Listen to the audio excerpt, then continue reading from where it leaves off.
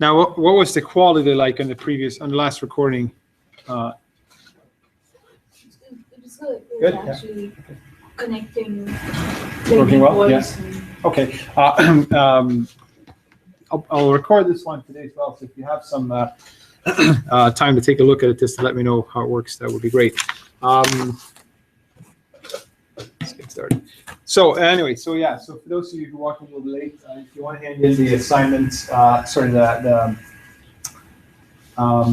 lab from Friday, because it was Good Friday, I didn't expect anyone to hand it in. So if you did, that was great. If not, we're taking our stab at it for midnight tonight. You can just make sure you submit it. Not if you do have two submissions, I will mark the second submission as part of your submission rather than the first one. Don't fall behind on labs. I did say one. I'll mention this again. For you to get the full mark, the 15%, you need to hand in all labs. So if you miss one, you can't get the mark at all. So it's really key that you hand it in. And if you have one missed, don't despair. You can hand it in. I'll give one grace lab. It's always somebody who has something going on. But if you haven't handed one in, have it in as soon as possible before you get too far behind. Because it's a lot trickier to sit with 5 labs on the last week. With on top of that, with an assignment and the final exam, plus all your other 5 courses, which probably have the same sort of load. So don't fall behind and get them in on time, and you should have no problem capturing that 15%. As you notice, I'm not pretty easy going on the marking. So if you hand it in and it's not 100% right, you still get marks. It's not pass or fail, and it's not going to really reflect. I think the worst mark so far in the first lab was 90. So 90% out of 1/5 of the mark is so nominal that you're going to end up getting the 15% regardless. So just make sure you get them in on time. Don't delay. Don't let them sit behind or fall behind, because you are going to find yourself quite overwhelmed at the end of the term. So just a quick recap of what we talked about last time. Sorry, what was that? Good afternoon. Welcome into the Java. And Tony. I'm multitasking. Well, I'm multitasking. You're multitasking, but you're only focusing on one thing at a time. That's okay. What did we talk about last week? Abstract and polymorphism. Abstract and polymorphism. Yeah, you're right. You're right, Keith. Abstract and polymorphism. What's polymorphism? What's the point? Why do we use it? It's when an object can be referenced differently. So, for example, we do the animal class. We do in the name. We can do object is everything. Yeah. Animal or dog or cat, but usually we would start with something like the abstract class itself, which can be animal. Okay, you're recapping the entire class in like 3 sentences. Let me stop for a second. What about polymorphism? Talk about animal and you talk about cat and dog. How is polymorphism functioning in that sense? Think about, for instance, sound. We use the sound as a method in animal. The sound is general. Yeah. That would be abstract because all animals just make sound. Let's hold back with the abstract quite yet, because you're right. You are correct, but I want to hold back on that for 1 second. Let's think about a regular concrete class animal that has 2 subclasses called dog and cat. We have the method sound in the animal class. What are we doing with that sound method in our subclasses? In the subclasses, Mm-hmm.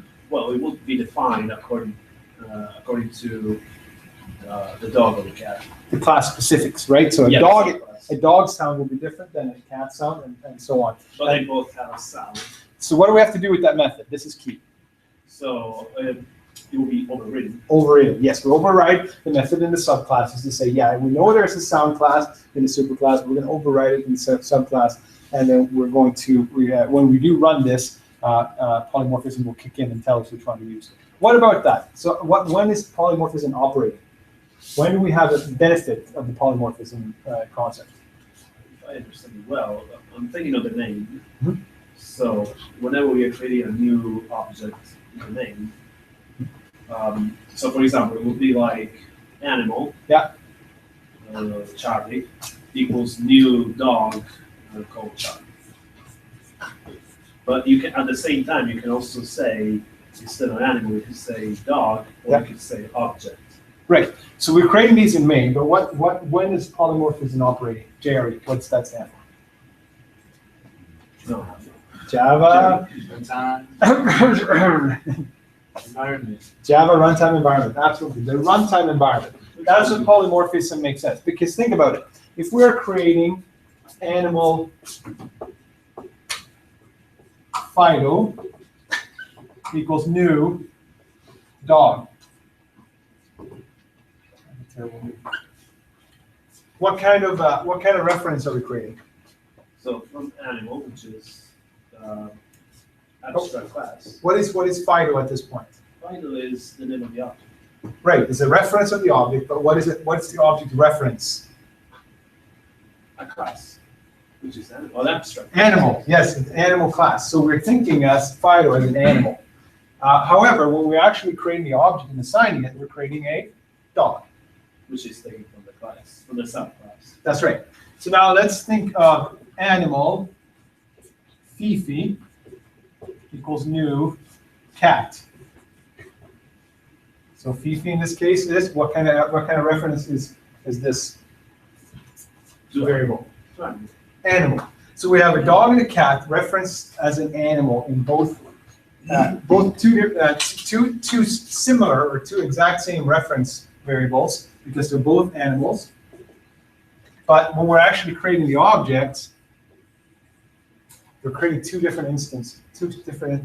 very different instances of that that is assigned to this reference variable. Now, how can we do this? Is with a key concept called is, because dog and cat both extends from animal, so a dog is an animal and a cat is an animal. This is where polymorphism kicks in because we can assign these to a single class reference, right? Class reference called animal.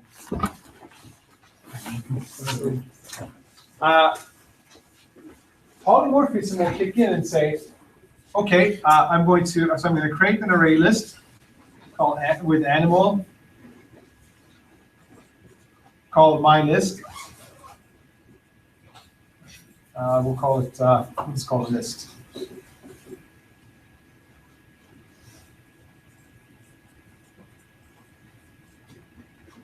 So list can store what? It can store animal objects.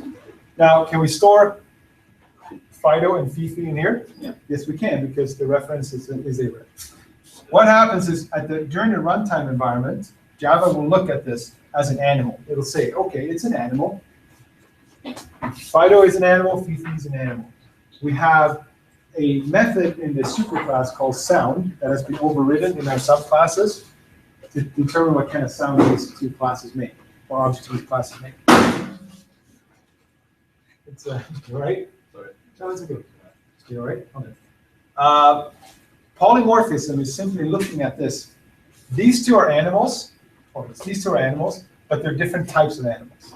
So these objects have a more specific nature at the end, at the runtime environment than just being animals. We're clustering them under animal, under the umbrella animal, because we can store them together in a single list called that holds animals.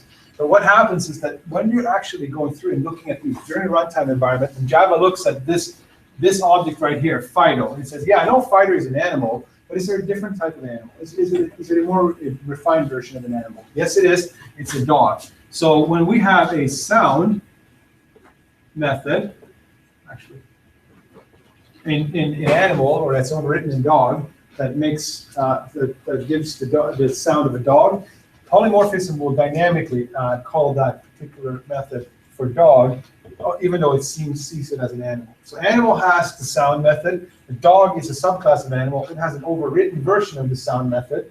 Cat is an inherited class from animal. It also has a different sound method, but they're the same method. All three, animal, dog, and cat, has a sound method that's spelled exactly the same and has an identical signature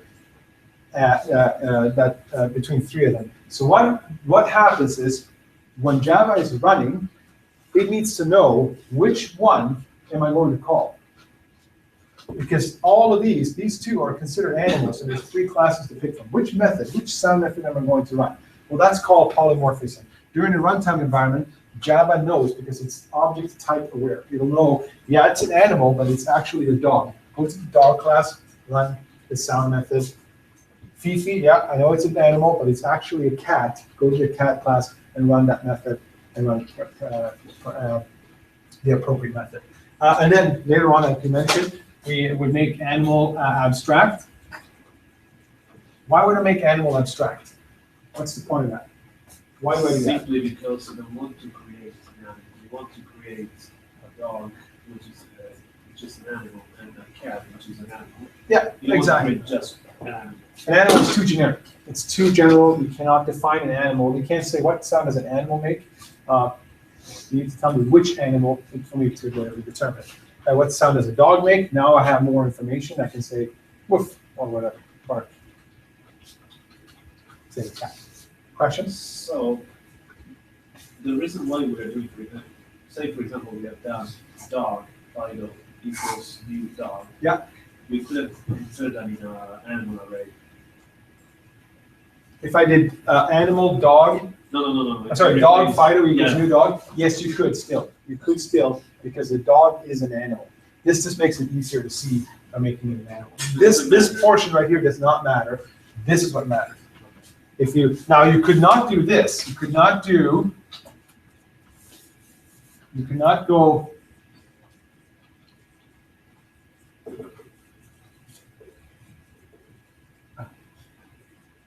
Yeah.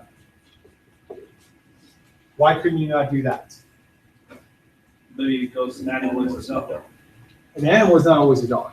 These are prime things that could show up on the exam. Give you code snippets that are wrong, and you have to fix them. So knowing how this works is really key. What else? Abstraction. What about an abstract class? And abstract methods. What's the key to them? I have a question about the abstract. Yeah. Okay, so we do abstract sound in the animal class. Yeah. Why would we do that if we're still having to overwrite it and Good. in the first place? I always get that question, and then there's a valid reason for it. Because if you have, let's say, and I used an example last week, I think with employees. Mhm. You have an employee class, and you have 3 subclasses that are hourly employee, salary employee, and commission employee. Mhm. All of those subclasses will have to have a different implementation on earnings. Mhm. Because earnings and employee is not the same as for the other ones.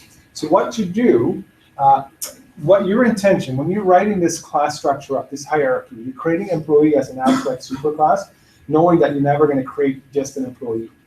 So when you give that class out, you're saying, yes, you can use this class as a template. You have to override it because it's an abstract class. You have to override it for subclasses, right? What you're doing is you're saying, as a reminder or as a helpful part of the class, you're making earnings abstract, an abstract method. Why? Because then you're forcing anyone. If you give me an abstract employee class with an abstract earnings method in it, and I use that to create subclasses from, I have to override the earnings. So that's just a helpful hint to say, if you're using this class, make sure you override earnings because all of the earnings are going to be different. How is it beneficial? Well, because during JRE, the runtime environment, when you're calling, if you're storing all your all your employees into an employee structure, employee collection, if you have earnings as the general method for any employee that you work with, then you can call one method to get the earnings for all of them. Make sense? Yeah. So what you're doing is if you make it abstract, you'd be saying, okay, there is a method in this superclass that is abstract, you have to override it. So you're forcing everyone to use the same method name for all the subclasses you're creating, because you can have, if you look at it, let me take this out.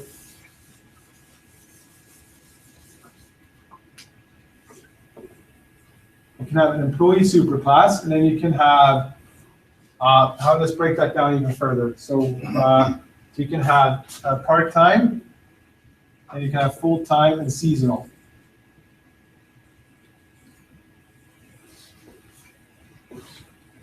In part-time, you can have a part-time hourly.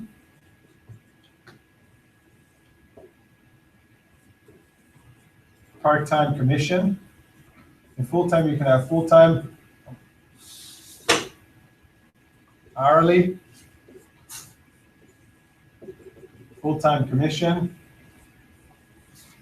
full-time salary. Do you see, like, and then from here you can break it down even further. You can probably have a part-time union, part-time non-union, union with benefits, and you name it. You can just break down, and all of these are all have one hopefully, except unless you're a volunteer. That's the only time I wouldn't get an earning. But you can still require a multiplication of hours times 0 just to get the hours banked, how much time has been put in for the hour. For the employee. But at this point, this is an earnings method that's going to be used by all of these classes. By making that abstract at the top, you're saying, okay, all of these classes have to have an earnings method implemented, right? And by making abstract, you're forcing, if you're using this, you're forcing the user to make that override with the same name and just more functional to the specifics of the class. Okay. Make sense? Yep. I assume you can also make part-time, full-time, seasonal, and abstract as well. Yes, at that point, yeah. Several levels of abstraction. Absolutely, that's exactly right. You would make this level here abstract as well, because there's two, they're not defined enough.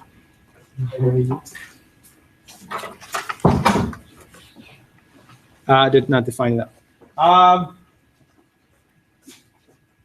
This is not an easy concept, so if you find you're struggling with this, it's common. And just understanding how it all works and how to implement it is really key. And you should have lots of practice with your lab. Now, I got some emails that I read today. I was away all weekend, so I didn't have access to email. Some students asked me about some of the polymorphism for the lab, and one student asked me specifically about how many people are still planning handling in the lab by tonight? Okay, I'll take up the lab next week then, because I don't want to give it away. No, you can go ahead. Yeah, brilliant. Nice try. Now let's move on to error handling and get that concept because it's something we've talked about a little bit. If you're in a PHP class, we sort of touched a little bit on it. But error handling in PHP is a very lightweight version of what's available in what Java offers. So quite a bit more extensive and a little bit better in my opinion. So let's go through. Today I want to talk about error handling, how we implement it, how the code works, what are some things to keep in mind, how can we make error handling more effective, and then I'm going to hand you a lab, which I want you to. We're going to write a quick loop implementation for our main today, so we can start working with creating accounts, creating customers, and so on, and then storing them. So that's what my hopes were. The polymorphism would be out of the way. But since it was a long week on Friday, it was holiday on Friday, I am accepting labs up until today. But what my point is that we'll have that lab finished, and what I want to do is working with that lab or extending that lab this week with building that menu-driven interface, so we can start working with interacting with our application. And one of the biggest things you need to do when we do interfaces and menus is just make sure that your program doesn't crash. And so we're going to work with that today. And then your lab will be to implement error handling in full of the application for next week. Make sense? Does this make sense? Polymorphism, Java, runtime environment. What is that called when we're binding a method, when we're calling the right method at the time of runtime? No, yes. The bigger concept is called inheritance. But if I have an earnings method that is abstract up in the employee level and then overridden to all these different sub-employees, subclass employees, what is that called when Java is calling the right method, earnings method, based upon what type of object it is? The method binding? Yes, but not quite. Dynamic method binding. Yes. Or late method binding. Right. And the reason why, when you compile a class or you compile a program, it will look at the classes and it'll say, okay, we bind the methods known to be concrete to the objects, and then so it's easier to call. But because some of these might be dynamic in nature, it'll actually not bind it until runtime. So it's a really important concept to understand. So we're going to start talking a little bit more about error handling. And an error handling or exception handling, which is how it's defined in Java, is errors in your code. So an exception is thrown whenever Java encounters an error. Now there's two types of errors you need to be concerned about. One is a very easy one. It's syntax errors, which is done at compile time. So if you make an error in your code, compile it, it's going to tell you right away with a little red squiggly line. Or if you're not blessed enough to have an interface like an IDE like NetBeans, it's going to compile time. You can get a log file of your compile that gives you all the errors. But that's the easy error to catch because it's something that happens during compile time before you actually run the code. The other ones that are a little more tricky to do are the runtime errors. And runtime errors they're harder to identify, but they still happen all the time. And the problem with them is that the compile error is something you can catch, fix, recompile, and launch. A runtime error is something that you don't know, can't think of, and or don't identify, and they're not seen until your runtime environment is up and running. So an example would be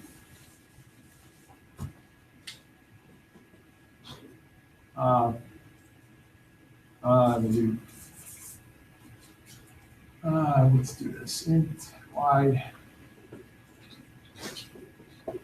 int x, and int z. And we'll do z equals y divided by x. What's wrong with that code?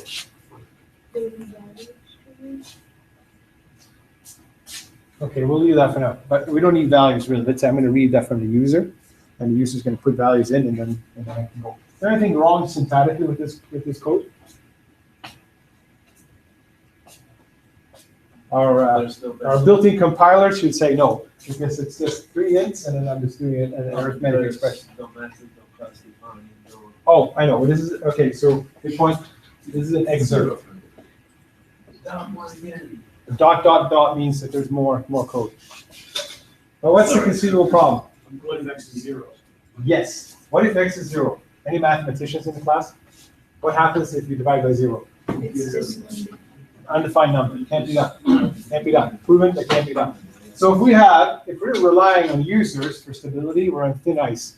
What's going to happen? Someone's going to put y equals 10, x equals 0, and of course z is going to be assigned that value. That means that z is going to be 10 divided by 0, and that can't be done. It's going to throw an error. It's going to say, it's going to actually throw something called a division by 0 exception, or a division by 0 error, which can't be done. That's something you can't see when this will compile.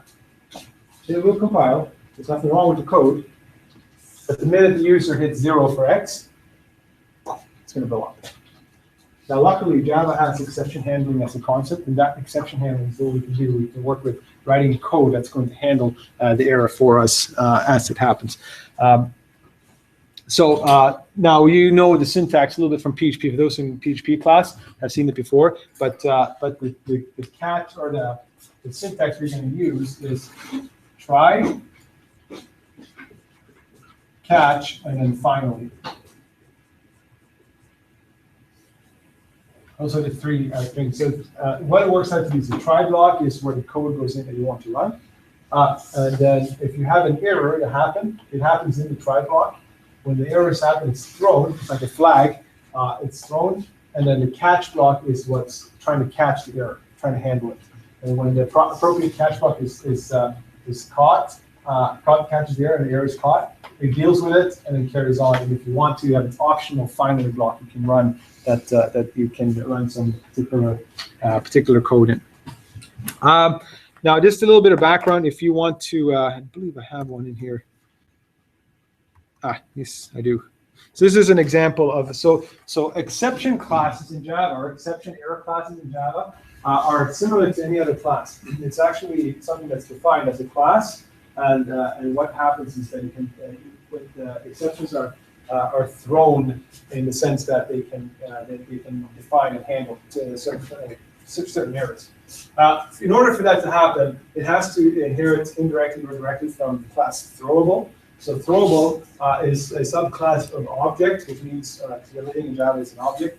But one of the subclasses that object has is in Java Lang package is throwable, and that throwable is the sort of the head class or the head superclass for all exceptions that you work with. Now we have two types of exceptions. They're the predefined that exist in Java API, and then we have the ones we can write ourselves.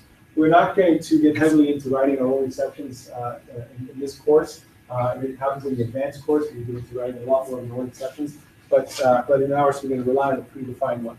Notice from here, there's different types of exception subclass. The exception class, and if you think back from PHP.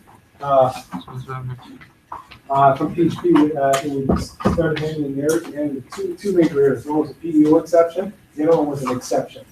And the reason why is because no matter what error is being thrown, a string out of bounds exception, string index out of bounds exception is an index out of bounds exception, is a runtime exception, is an exception. So if this error is thrown and I'm only handling exceptions, it'll still cover everything underneath it. It's not a good practice to do. We can talk a little bit more about catch block structures in a bit.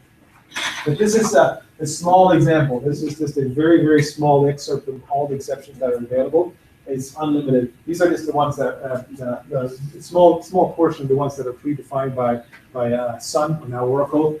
Then there's also more extensions to this inside the API, as well as there's a lot of customized exceptions that you can download from packages on the web. So quite a bit of them. So what kind of exceptions should you? You're never going to memorize all these, so there's no point in that. The only thing the best advice I can give you for exceptions is go to the API. Go to the API, and if you're using a class on the API, there is always a definition. If that class throws an exception, has the potential of causing an error, it'll say right in the header of the API. It'll say this could throw this type of exception. And if you're working with a class that can throw an exception, it's always a good practice to read up on that exception type and handle errors that are related directly to it. So the more you work with the API, the more you'll see that there are more exceptions you can work with. And you again, also for the final exam, it'd be very good to be familiar with how to look through the API, find a class, and know what kind of errors that particular class throws.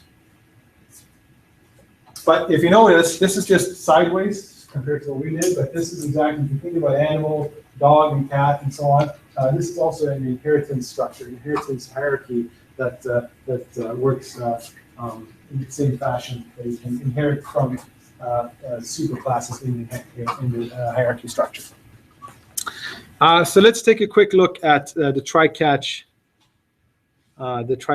anatomy. So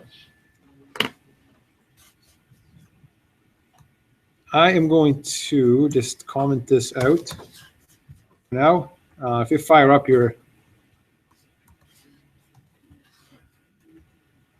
NetBeans, just wanting to do a quick. We're going to do a quick example.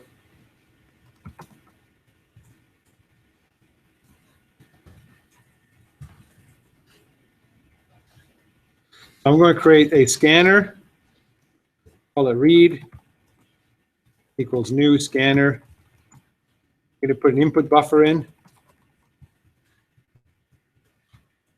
Hands up if you've never seen a scanner before. Okay, so a quick explanation. The scanner is a class that has the ability to read input from the console. So what happens when you create a scanner, you can use it to read information from the user. So we're creating a scanner called read. And what I'm doing is one of the arguments you have to send to the scanner class is a system of an input buffer. How are you going to read this information? Well, system is a class that's built into Java Lang, like a basic language, and it has has an input variable that could read information from the user and put it into the variable. So you could give it a text file. You could say new scanner text file. Yes. Is it a text file and then just read? feed data. Yeah, we do, I would do an IO. Yeah, there's separate file IOs, so you. Oh, yes, yeah, I would definitely not use it, I would use the stream buffer for IO, because then you control you can parse data in a whole different fashion. There's not really a good IO solution for Java. There's like hacked together versions that you can piece them all together and sort of work. But it takes a really long while to fully understand how IO works. I don't think we do IO in this course. Pretty sure we do it in the advanced, but not this one. So the advanced comes on, you'll learn. Yeah. So basically Java does. So as it's like when you guys are chatting, I have a really hard time focusing because it's not easy. You can ask me questions.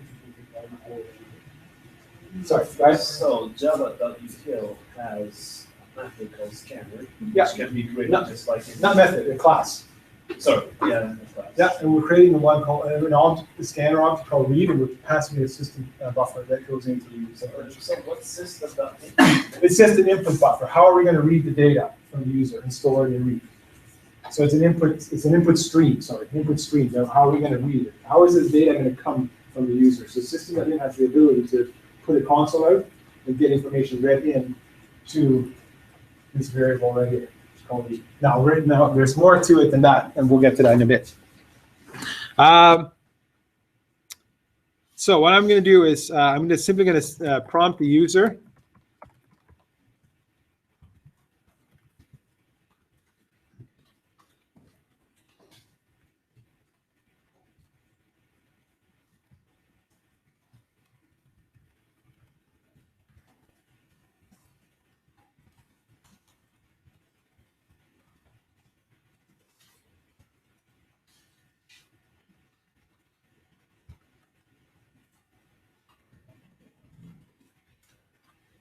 So this we do a quick output here to show what happens.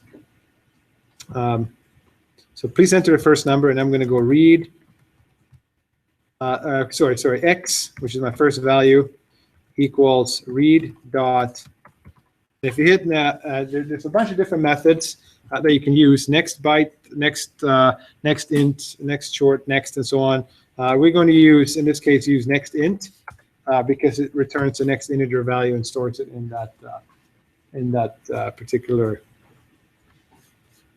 value. Now, one of the reasons I'm not big fan of this because the system at InBuffer, the input stream is not the most reliable, and sometimes it buffers values. And I'll show you an example in a little bit. But for now, we can use it. We're going to do another output. I might call it the second number.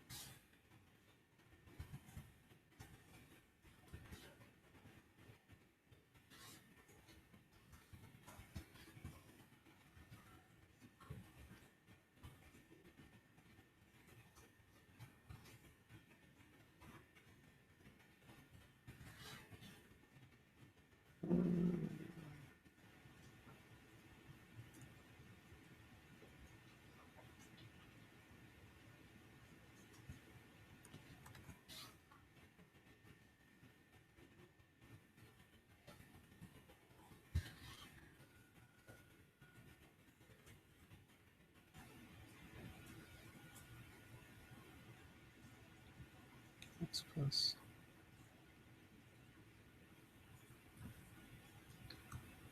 We'll just do a quick. Trying to think of it. Yeah. We're missing a plus sign between Y and X. There. Yeah. Thanks. Thank you. I'm trying to think. Is it sum? No, not sum. It's quotient, right? Yeah. Yeah, quotient. Okay. Thanks. Yeah. So next int is a method. We can do this.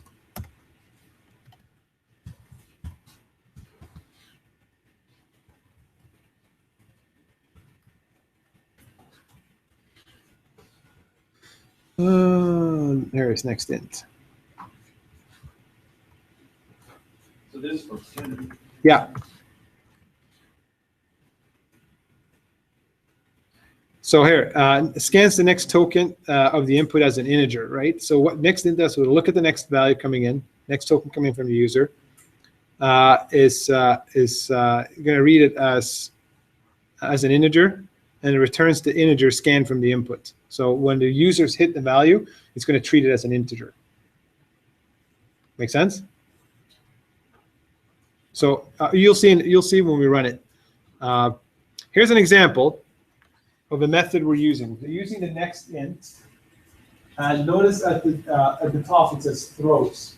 This is what kind of methods or what kind of exceptions or error messages can be thrown from this particular method. So it can throw an input mismatch exception. So if the next token does not match the integer regular expression or is out of range, it'll throw an input mismatch exception. No such element exception if the input is exhausted, or a legal state exception if the scanner is closed and not working properly. So these are the three, and let's keep those in mind for now.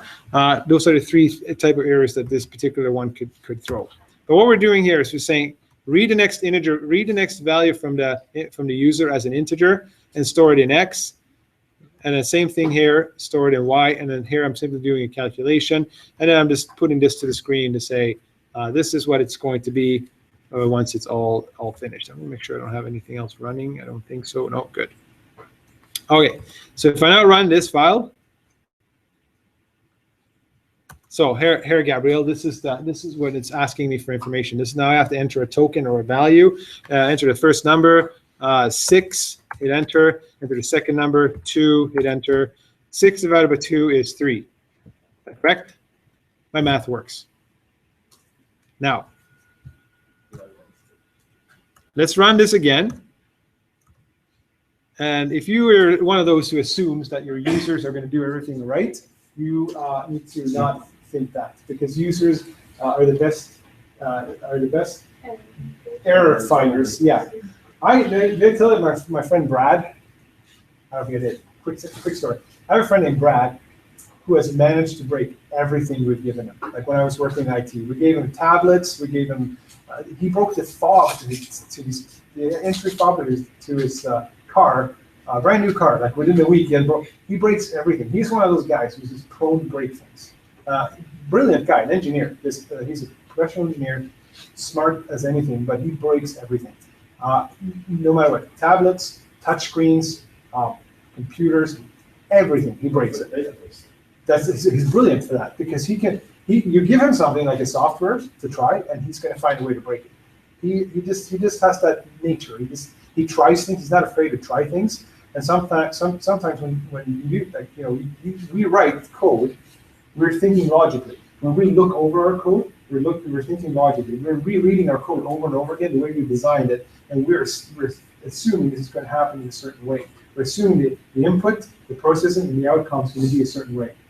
I'll tell you a little secret. Not going to be that way, because when you put that in the hands of a user who doesn't know how to have any clue about logic, they're going to do the most illogical thing. So it's your job, our job, to make sure we design software in such a way that is foolproof. Foolproof is a good terminology. I'm not saying anybody is a fool, but if you put it in front of someone who is a fool, it should still work, even if they try to break it. Will this work? Well, let's see. If I put 10 as a first number, and then I'm a full user, and I enter 0, look what happened. This is a detonation of angry code that just did not work right. So what happened? It blew up. This here is actually, there's a lot of valuable information. This is called a stack trace. Stack trace. And what it does, it figures out, okay, something went wrong. Java can't handle this. It blew up. What happened? It says, okay, exception in thread main. So we know we're running in the main thread when we're running the application. Laying out arithmetic exception divided by 0 at general main line 20. So how is this valuable? Because if you get this during development, you can simply click that line and you can get to where the error was thrown. Well, the error was thrown right here. Why? Well, because y is 0. Can't be done. The problem with this, if this works great during development, because you can flag all the errors and you can start writing code to to remedy that problem. But if this is a compiled and distributed version of your code, it's going to crash everything. It's going to shut down the application. And what's going to happen is that if this error is happening at the end of a very lengthy process, it's going to, all the entry that was done, gone. And you can ask any data operator how much fun it is to re-enter data, and they're going to answer it if they don't like it. So this is an example where your program would have blown up. So how do we fix this? How do we fix this? Error handling. Yes, try catch. Where should the try block go? So let's look at this again. We have try catch and finally. Try block is the block that is going to encompass the code we're running that could potentially throw an error. So where would we put the try catch, or sort of try block in this case? Put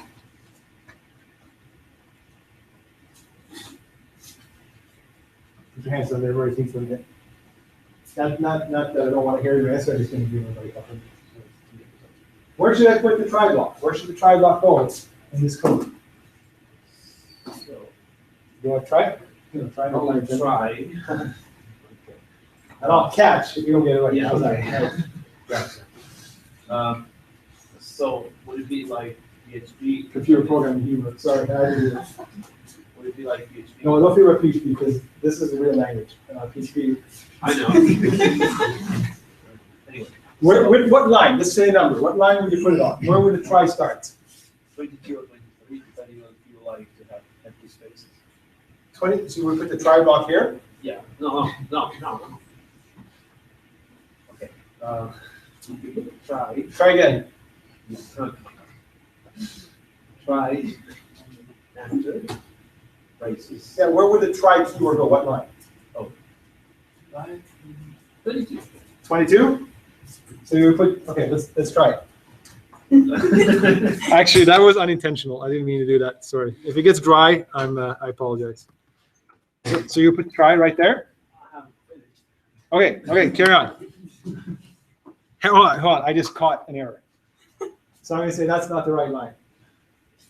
Think about I'm this. just Gabrielle, think about this. The try block is going to contain the code that you're running that could throw an error. What lines of code here could conceivably throw an error? So 19. 19? All right, let's try it. Seriously, I'm not, that was not, Let's test it. let's test it, thank you. So try like that.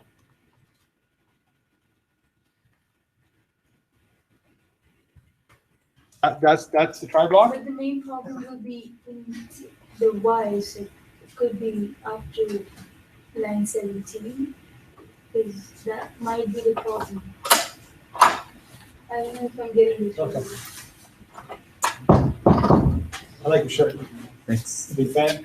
Yes. Yeah, awesome, me too. I'm just trying. It could be on lines like before line 18. So, okay, let's modify it.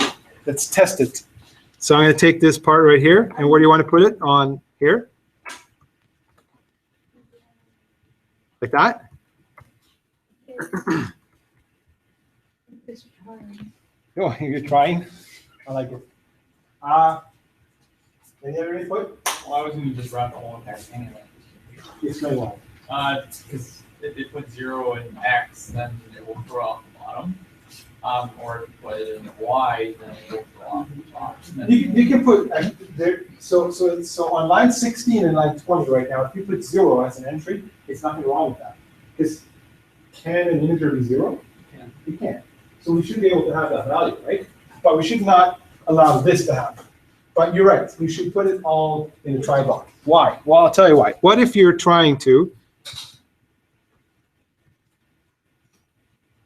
So part of the execution.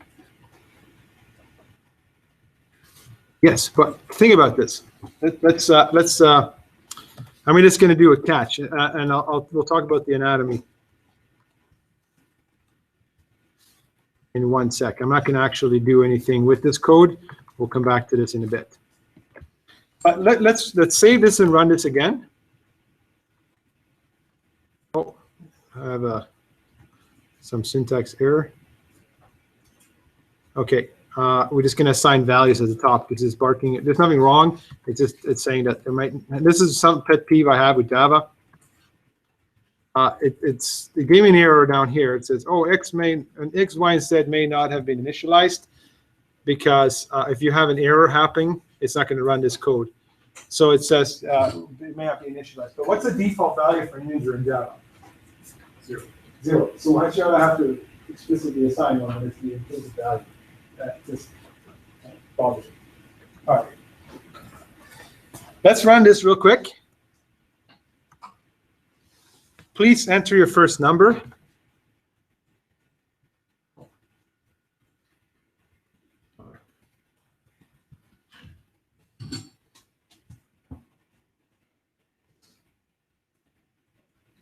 So let's, in fact, take out let's stop this, and let's take out our try block. I'm going to comment it out.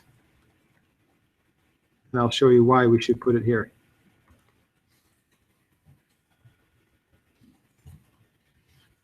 We'll run it again. I took out everything we added in terms of try. Please enter the first number. What if I do this? Major. Oh, not major. Bigger blow up. This is sinking. It's called stack pitch. What happened here? I can't say hello into an integer. No, it doesn't work. So that's an example where you want to. That's why you want to wrap the entire code. Because you're going to have someone try to put. I mean, let's say they're trying to enter 23, and this happens to me all the time, depending on what computer I'm on. If I enter the value 23. It's very easy to do. To have like if you try to type something in, you have to look at what you're doing. GLB3. Or they'll actually put in the spell out like. Yeah, I've seen everything. Trust me, I've seen everything. What's the problem with that? Well, that's not an integer. You can try to assign that to the integer variable. Java's going to blow up because it's not an integer. So at that point, you're going to have your try-catch block wrap the entire operation.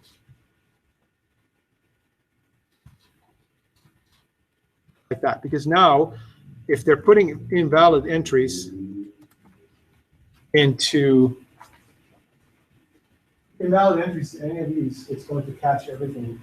And notice how what happened when I first had the try catch block in there, it said 0 by 0, 0 divided by 0, 0, and it kept going. Right? It seemed like it executed properly, but it didn't. What happened was, and the way this works is that the try block is exactly what it sounds like. You're trying the code. You're trying the code in here, and if an error is thrown anywhere inside the try block, it's going to stop at that line of execution. In this case, how far did we get? What line did it blow up on when entered hello? 17. It's trying to assign hello to the integer x. It's going to say, no way, not going to happen. It's going to throw an error. Java, the runtime environment is going to say, done. We stop. Off execution. We have an error. And throw something called an exception. It's like a flag. How many people watch football? Okay. Have you ever seen like the best play ever? Like, and everybody goes, wow. And all of a sudden there's a yellow flag or a red flag on the field. They have to review, and they have to go back because somebody started to review. That's the same thing that happened. There's a flag thrown. A flag thrown at that line to say, there's an error. I'm halting execution. Stop the game. You're going to go and review. Okay, what's the problem? Well, we cannot assign hello to an integer. That's the error. It creates an error object, and it throws it out, and it jumps all the way down to the last bracket in the try block. When it hits this point, it's going to start looking. What's the next? And that's the anatomy means you have to have a catch block in here as well. So if you have a try block, you have to have at least one catch block. What happens is it's going to match the error that was created. Anybody remember the error that was created?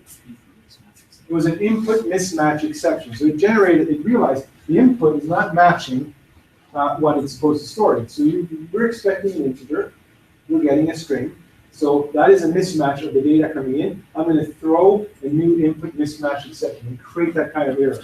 That now gets stored, and it comes down as an object, and it looks at this. Okay, can this catch block handle input mismatch exceptions? Get it? Yeah. Yes, because an input mismatch exception is an exception. This will handle everything. And now we went in here. What happens in this block? Nothing. So for us, nothing happened. We just carried on. And it printed 0 divided by 0 is 0. So in reality, we should also take this and put that in here as well. Gabriel, I'll be right with you, okay? I'll come to you in a bit. Yes?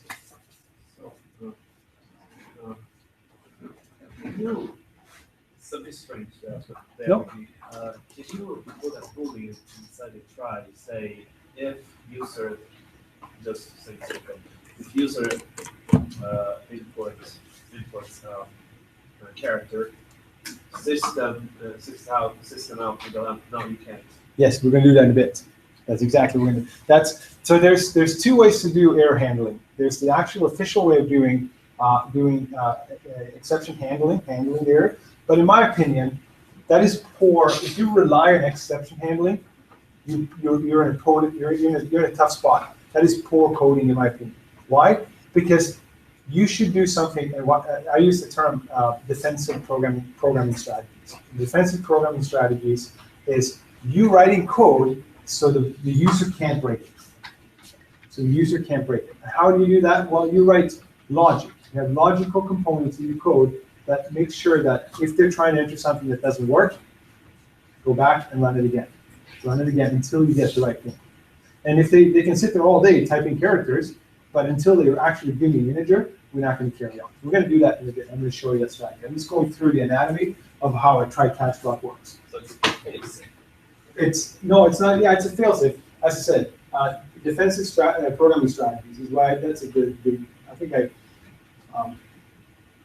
haven't read it anywhere else. This is the terminology I use. I didn't coin it or anything, but it's just that I use that because if you have defensive programming, that means that your program, your code is defensive in nature, enough in nature that if somebody's trying to break it, it's not going to allow it. It's short of somebody pulling the plug or killing it in the task manager, if that's what you want to do, your code is not going to break. That's the defensive programming strategy. That means that your code will run no matter what until somebody forces you to quit. Make sense? Okay. So how do we do it? Well, same thing. We should not print 0 divided by 0 is 0 if you don't have an operation. So this is the case. Now, what would happen in this try block, which is really key to understand, what would happen is if I enter hello on line 17 and try to store it into X, it's going to generate an error, input mismatch error, and it's going to throw that error, and it's going to go down. It's going to jump out of the code. It's going to stop right here executing, and it's going to jump out, and it's going to leave all this code unexecuted, which is really key to understand, because if you are relying on something to happen here later on in your program, if you're relying on an input from the user that you're going to use later in your code, this is going, and this is what I mean. This is dealing with the error. This is a safety net to make sure you don't have that on the screen for the user. But it's not fixing the problem. Why? Well, because if you need Y later on or Z later on for an operation to write to a database, whatever you're doing, and you get hello here and then it blows up, it's going to jump out. It's going to not execute these 4 lines of code, and it's going to go through the catch block, and it's going to carry on. It's going to carry your product, your application, which means that it's not going to crash, it's not going to blow up, it's not going to stop executing, it's going to continue on.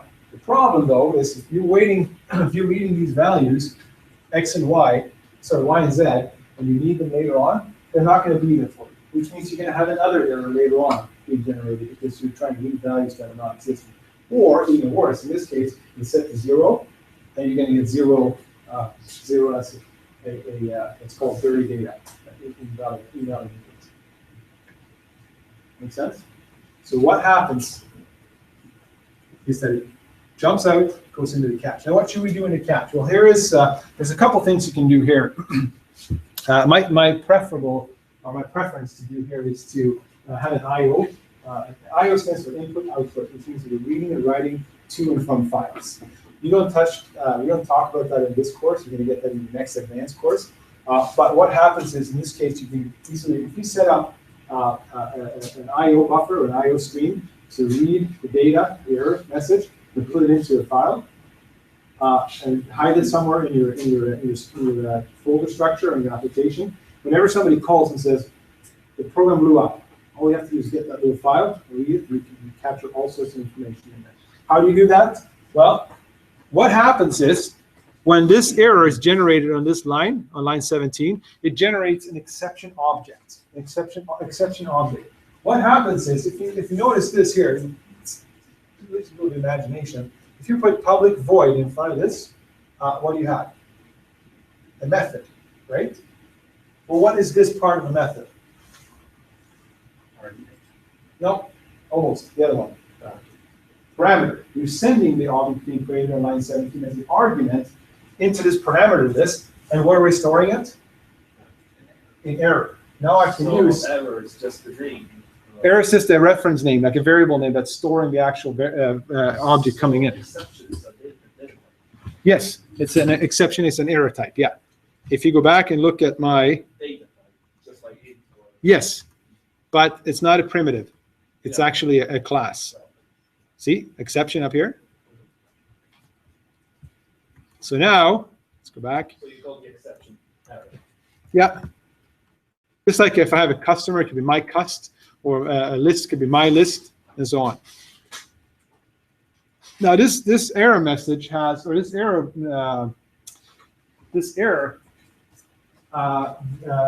variable has a bunch of methods available that's available from the object itself. Well, one other thing is print stack trace. We're going to print that right now. So because what happens, it's a void.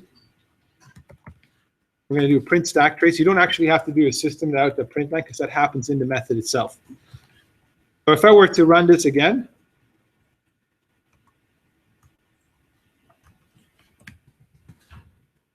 this is what it prints out.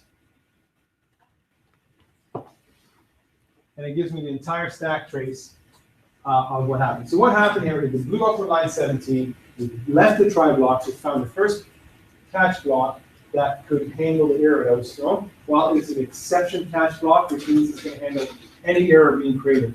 Because all error, whether they're defined in the Java API or written by me, are always extensions of throwable and exception. Everything is an exception.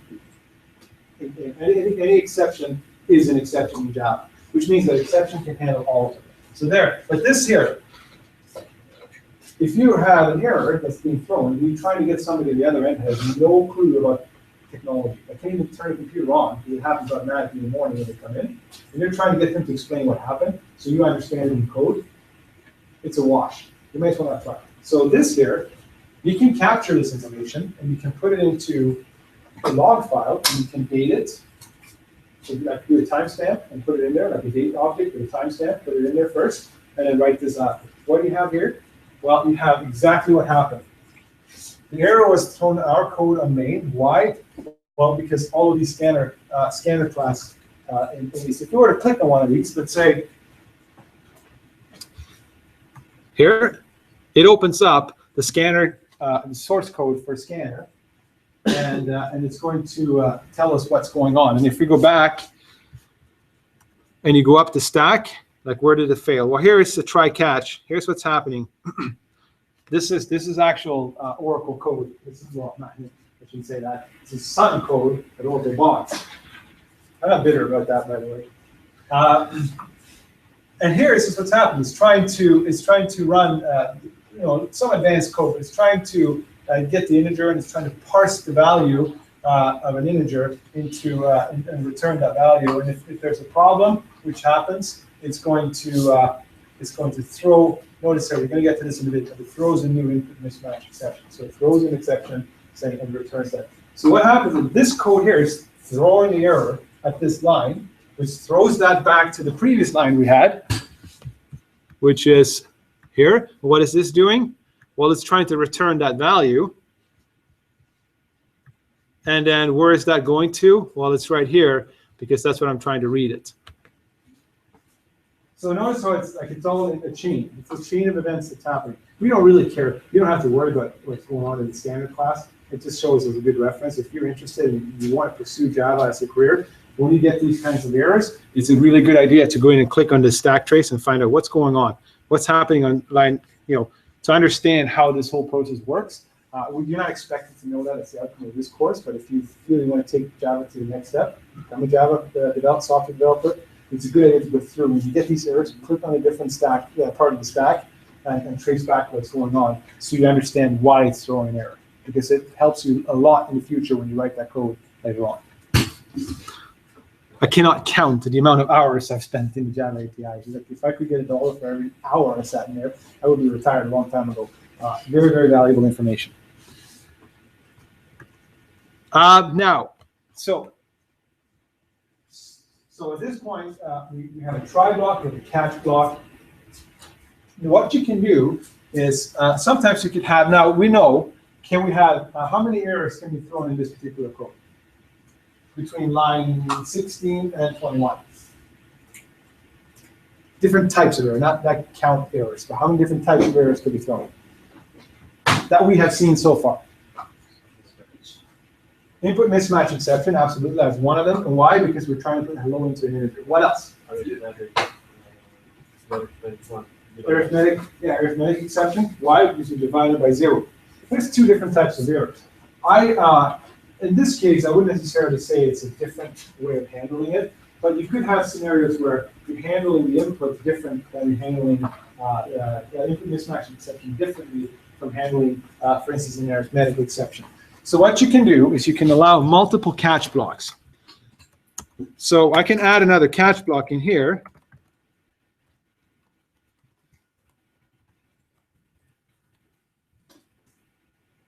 I think that's a lowercase m, quite sure.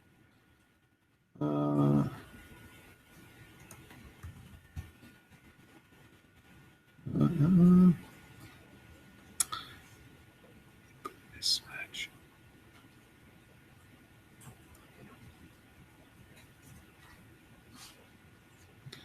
I can't recall the spell. Input mismatch. I think it's capital M. Following convention, it should say input mismatch. All right, hold on. Let's.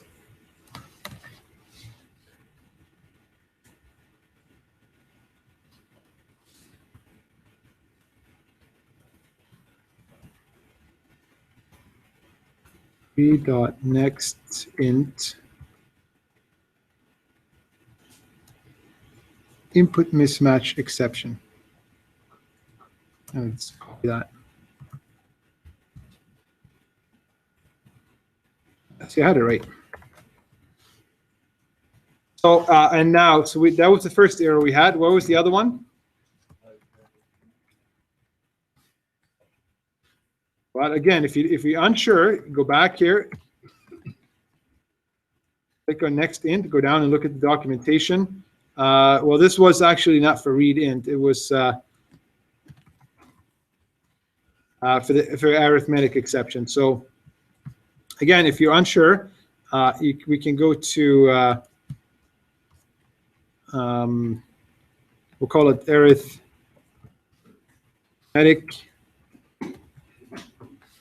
exception Java, and we should take us to there's the API for it that we work with. So this is a class in Java called arithmetic exception, and you can see what happens. How is it? Well, here's the inheritance hierarchy. An arithmetic exception is from a runtime exception, which is inheriting from exception, which inherits from throwable, which inherits from object. So as you see, that this is an inheritance model that hard to see, but it's how it is stacked in the hierarchy. So we know that this is the exception we want to use. So we're going to copy that and go back to our code. And I'm going to create another one called catch.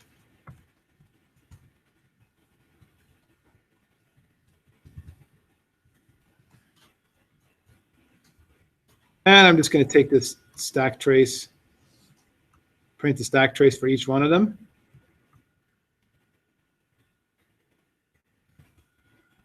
Pick something real quick out.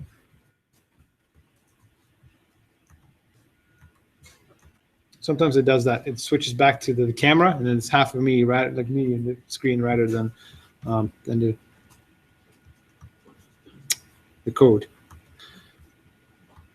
that's the case, I'll edit it. Anyway, so this is an example. So what would happen here is that we would throw an error. let's say our division by 0. So line 20, z equals x divided by y is 0. It's going to be an arithmetic exception. It's not going to work. So it's going to blow up and it's going to jump down. First thing it's going to do is going to jump to the first catch block. First catch block is going to say, can this catch block handle an arithmetic exception? Or can it? The first catch block. Can it handle an arithmetic exception? No, can't do it. So what it's going to do, it's going to jump to the next catch block. Can this block handle an arithmetic exception? Yes, it can. Enter in, do whatever you define as a code in here in the catch block. And then when it's done, it jumps out and leaves all of it. It doesn't execute any of the other catch blocks. What if I have an error, let's say, index out of bounds exception? Can that be handled here? Nope. Can it be handled here? Nope. Can it be handled here? Yes. So this is an example where you put the exception safely at the bottom as the last catch block all the time. Yeah, the default statement of an if statement, yes. But it's a slightly different structure. This is just a way to say if none of the catch blocks prior to the exception catch block can handle this, put an exception at the very bottom. What you cannot do is you cannot take the catch exception and put it here. Because what happens, and it says on the screen here, exception input mismatch exception has already been caught. Because if you catch exceptions at the top, it's going to catch everything right at the gate, which is what you don't want. You want that at the very bottom. So just to put a parallel with the if statement, exception error would be else. The last else, yeah, the default block, yeah. Yeah, or the default in the switch, same thing, yeah. The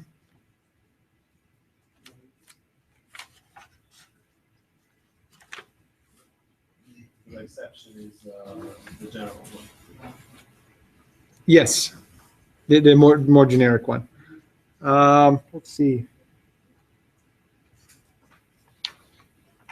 Are we going to take a break or carry on? Okay, that was a. Let's take a 15-minute break,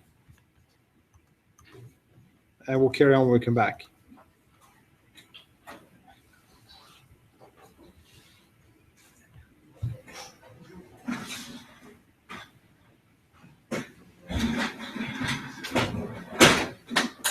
Is there a way to pause this?